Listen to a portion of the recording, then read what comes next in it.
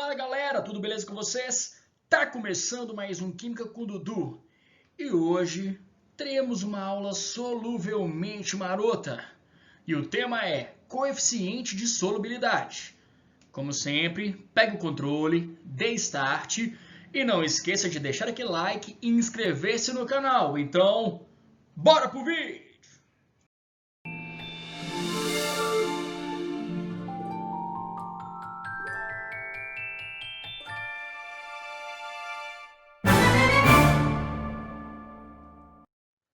Vamos falar de coeficiente de solubilidade, o nosso famoso CS.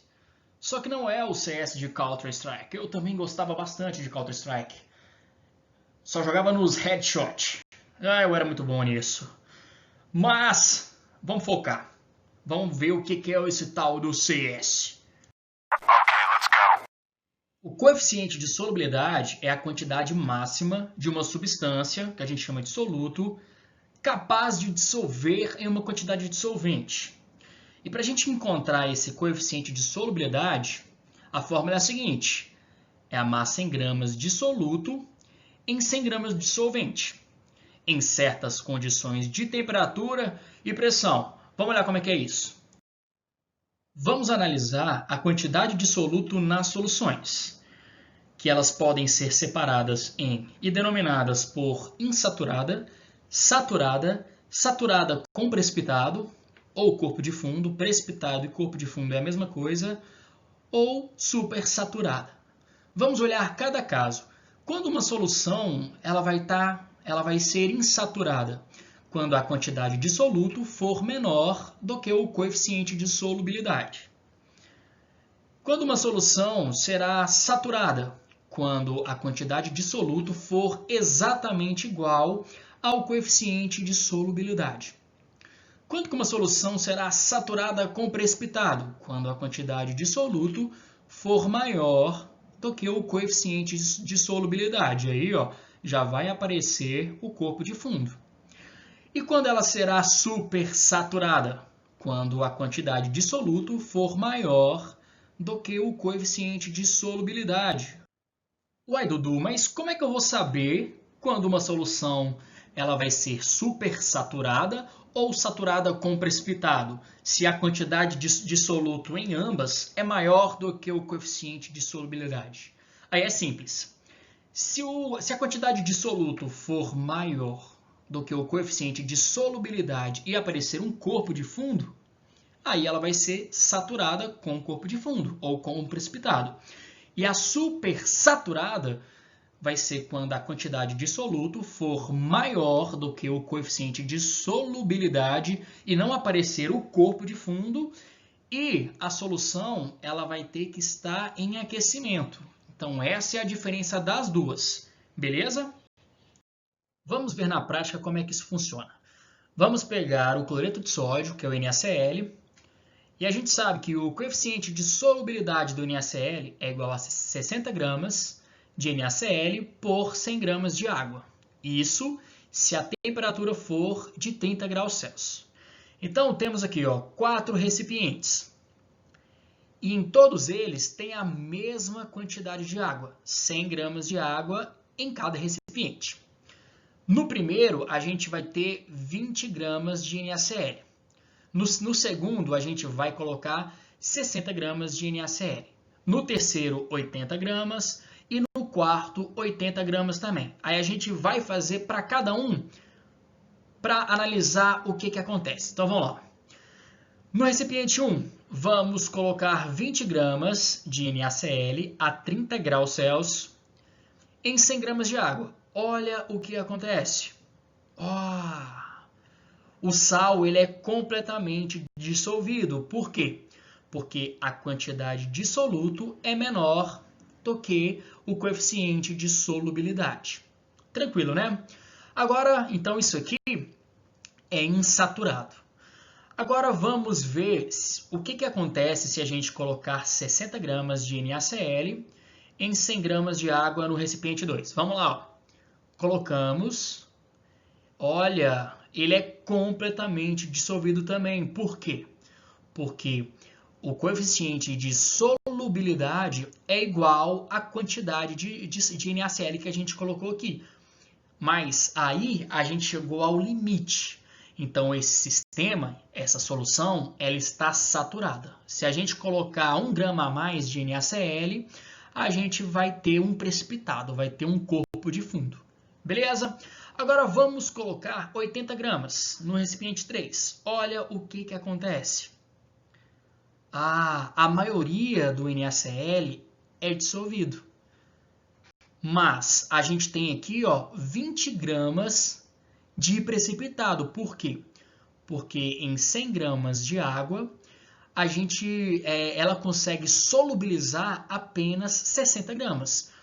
Então, 20 gramas vai ficar como corpo de fundo. A 100 gramas de água não consegue solubilizar completamente o NaCl que a gente colocou. Tranquilo, né? Agora vamos ver aqui com o recipiente com aquecimento. Agora está a 80 graus Celsius, não está mais a 30 graus Celsius. Vamos colocar 80 gramas de NaCl. Vamos lá. Foi completamente solubilizado, foi completamente dissolvido o NaCl. Por quê? Porque quando ocorre o aquecimento, a gente aumenta o coeficiente de solubilidade dessa solução. E a gente vai ver isso nos diagramas que vamos ver adiante. Então vamos lá. Para fecharmos a aula, vamos entender esse conceito em curvas de solubilidade através de um gráfico. Vamos lá. Nós podemos ter uma solução com a solubilidade endotérmica, onde essa curva ela vai ser crescente, ou exotérmica, onde a curva vai ser decrescente. Então é fácil de olhar. Se a curva for crescente, a solubilidade ela vai ser endotérmica. Se a curva for decrescente, a solubilidade vai ser exotérmica. Beleza? Vamos analisar o gráfico à esquerda, a solubilidade endotérmica. Mas o que é isso? A solubilidade endotérmica é o aumento da solubilidade à medida que se aumenta a temperatura do sistema. Geralmente, a solubilidade de sólidos e líquidos são endotérmicas. Então, vamos entender. Tudo que está abaixo da curva vai ser uma solução insaturada, que está em azul claro aqui. Tudo que está acima da curva vai ser uma solução saturada com precipitado, com o PPT. Esse PPT vem de precipitado, que é o tal corpo do fundo.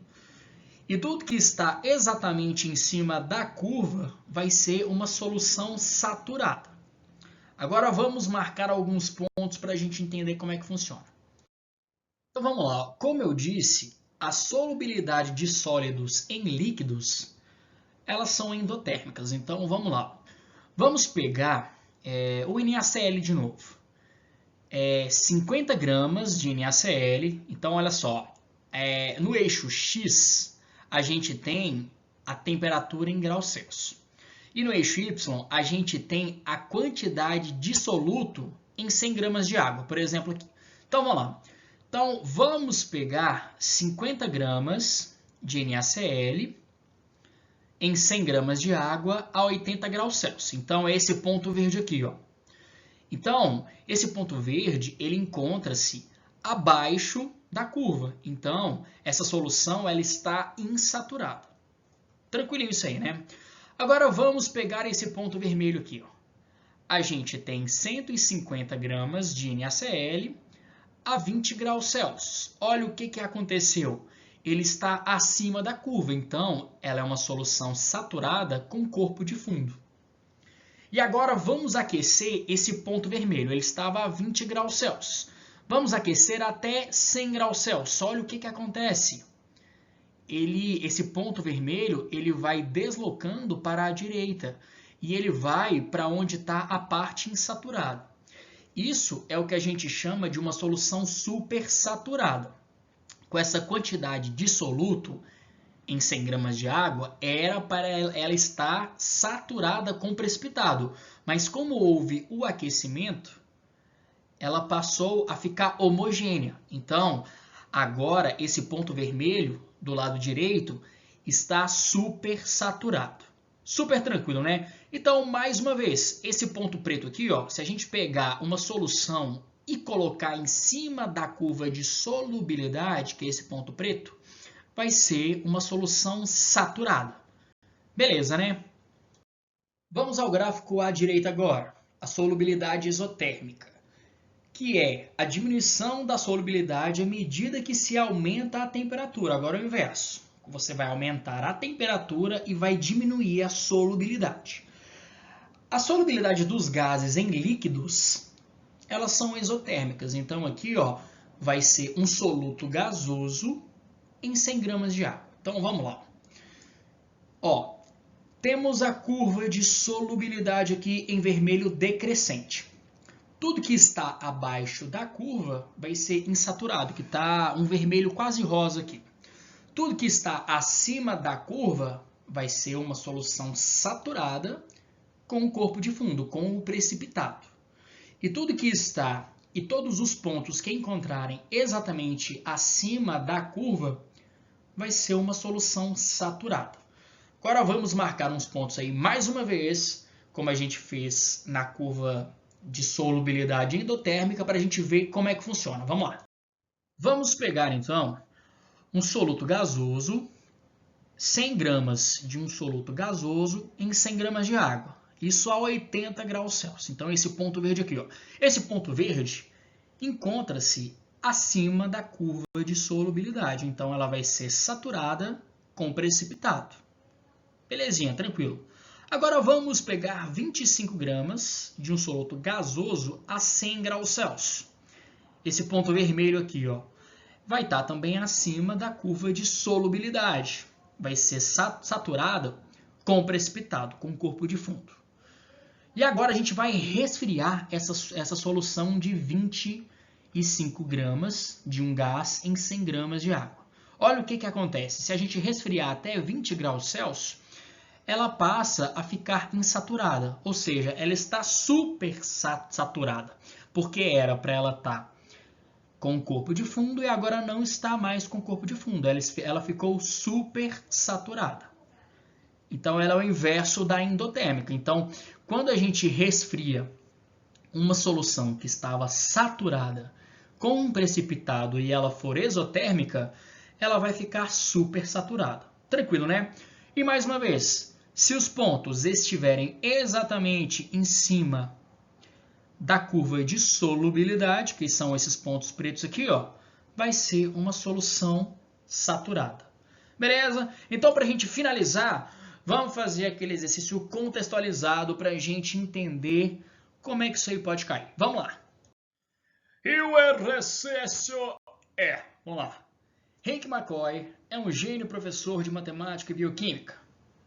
Com o passar do tempo, seu gene mutante feroz tomou conta de seu organismo, fazendo com que seu corpo ficasse peludo e com uma cor azulada, além de ganhar super força, agilidade e conseguir ficar pregado no teto pelos pés. Assim ficou conhecido como o Fera. Mesmo com o aspecto de um gorila azul, Hank continuou seus estudos em bioquímica e entrou no doutorado.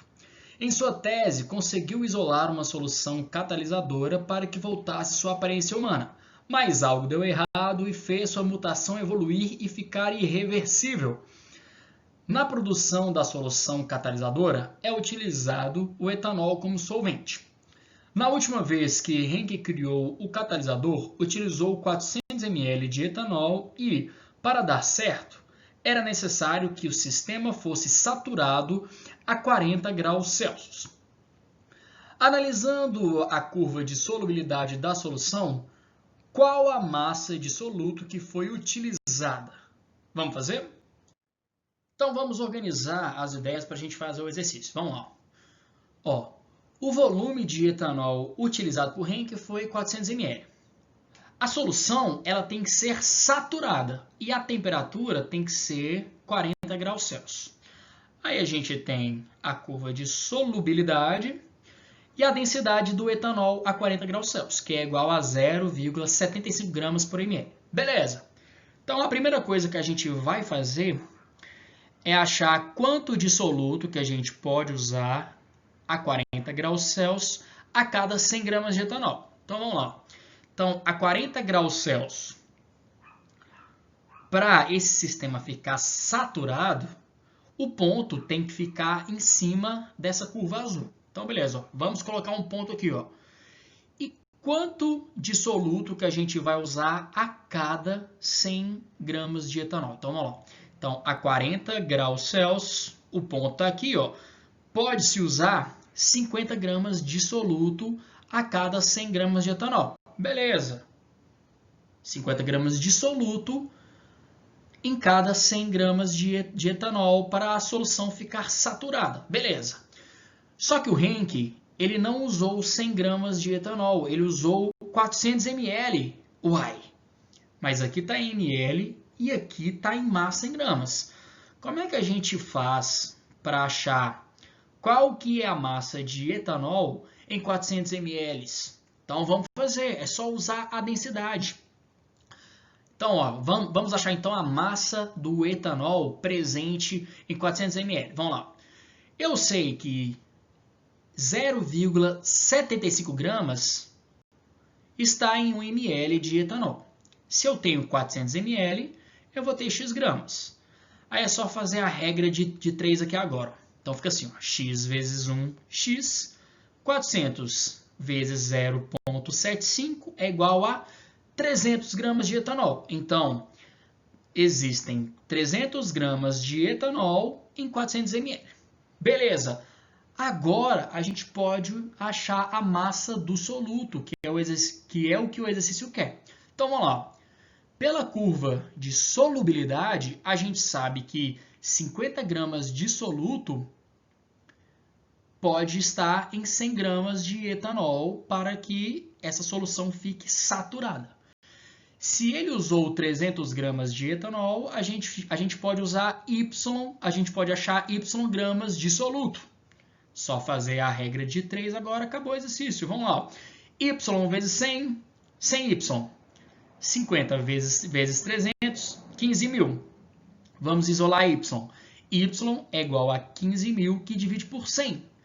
Então, Y vai ser igual a 150 gramas de soluto que o Henk usou em 400 ml.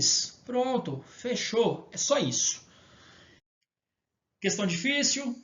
Não, né? É só um pouco chatinha de interpretar. Agora, as continhas são bem fáceis.